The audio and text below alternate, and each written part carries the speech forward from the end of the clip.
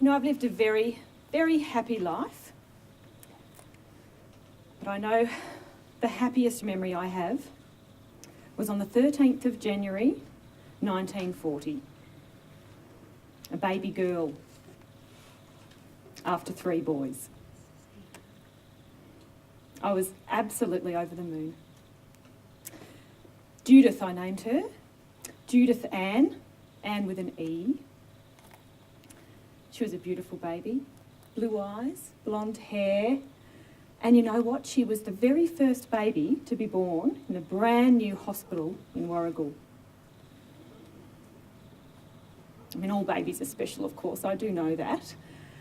And I do love my 3 boys dearly, Bill and Ted and Bobby.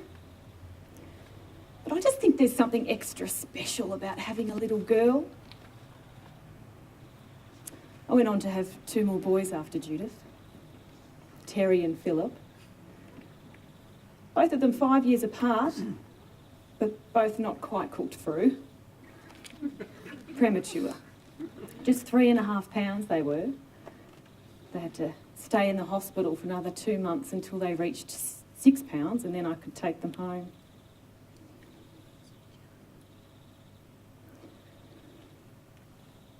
You know, I think when you're waiting for a baby to arrive, you sort of prepare yourself mentally, don't you, for all the work ahead? The chores, you know, the sleepless nights and the washing and the crying. And I was prepared for all that. But what I wasn't ready for, truly, was the love that I would feel each time I held one of my beautiful babies. Honestly, I was shocked by it, really. It's just this pure, heart-thudding love. And it was new to me, this kind of love. Nothing I'd felt before. And I remember thinking, gosh, I'm not going to be able to love these babies any more than right now when I was holding them as tiny ones. But I was wrong, because I actually find that the love grows as they do. The bigger they get, the more I love them. I think it's an extraordinary thing, a mother's love. Can't really quite properly describe it, actually.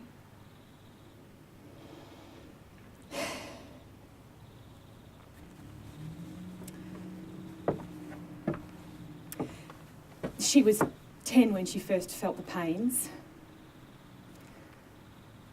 I took her to see Dr. Ferguson in Trafalgar, and he said she needed complete bed rest. So she rested, and I cared for her, and she did her schoolwork by correspondence in that time. And then very slowly, over a few months, she began to feel better, and then we could send her off to school at the convent, Our Lady of Zion. Not to the boarding school, of course, I couldn't bear to part with her. And she did really well, actually, for about a year or so.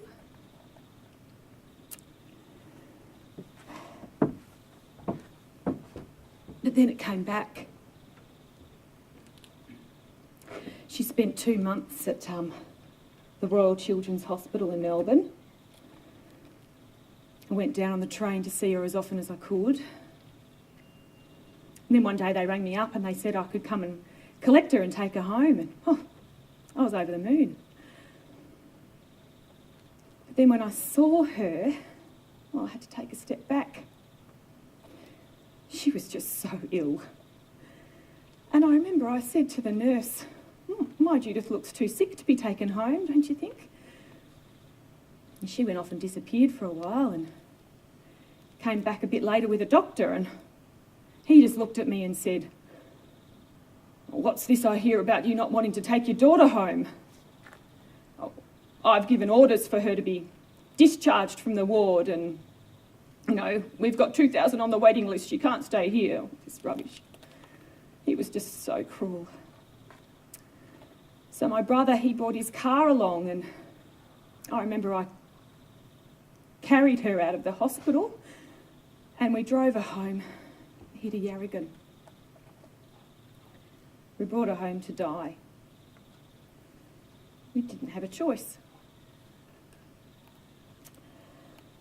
Dr. Ferguson visits quite regularly. He's very proud of me, actually, of how I've gotten to know all the medicines. Keep everything written down in this logbook, all the dates and the times and measurements and everything. I show him when he visits. He says, Edie, you couldn't do anything more for her. He often says, just keep her as comfortable as you can and do your best.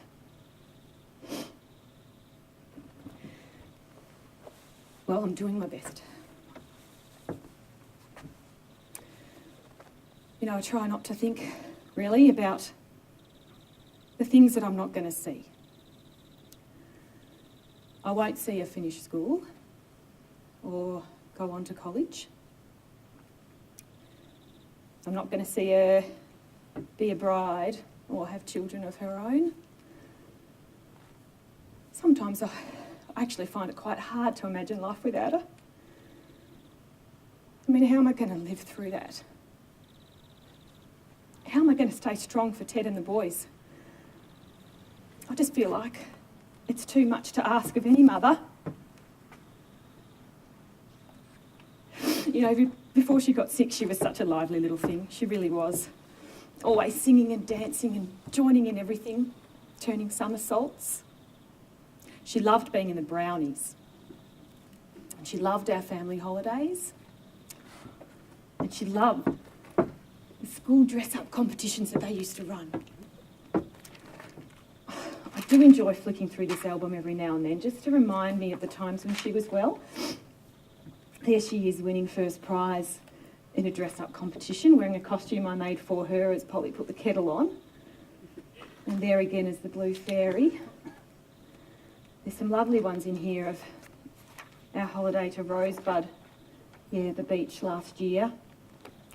That was our last family holiday together. Oh, and I do like this one of her in a gorgeous velvet dress that I made for her. Beautiful cyclamen coloured one with the coffee lace trim. That was the day I took her to see the specialist in Collins Street. Bobby has her by the hand. He's always got her by the hand. Oh, I look through this album now, but I'm not sure if I'm going to be able to open it up once she's gone. It's her birthday tomorrow. She's turning 13. I'll make her a sponge tonight when everyone's in bed. I do hope she can manage a slice.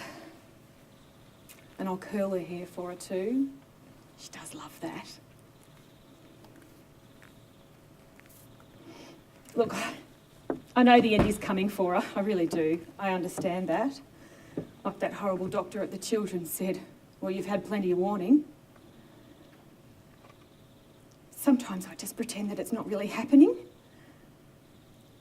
You know, maybe the doctor's got it all wrong and she's just got the flu and she'll be better in no time. Oh, I let myself have that daydream from time to time, just to help me get through it. Oh, you know, everybody loves my Judith. Everybody. The girls at school and the people in town, her teachers, everybody. And my Ted loves her too. I think he idolises her, in fact. I really don't think he can come to terms with the fact that she's dying. He takes himself off fishing every now and then, goes up to New South Wales somewhere for days at a time, leaves me here alone with Judith and the boys. Don't really know why he does that. I suppose it's his way of pretending that it's not really happening.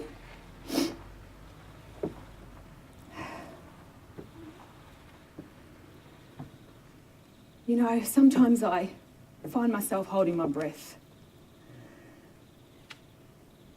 It just seems to slow time down. That's what I want. The time to slow down, to stand still even. Just so this next part of Judith's story and my story doesn't ever come. But that's motherhood for you, I suppose, isn't it?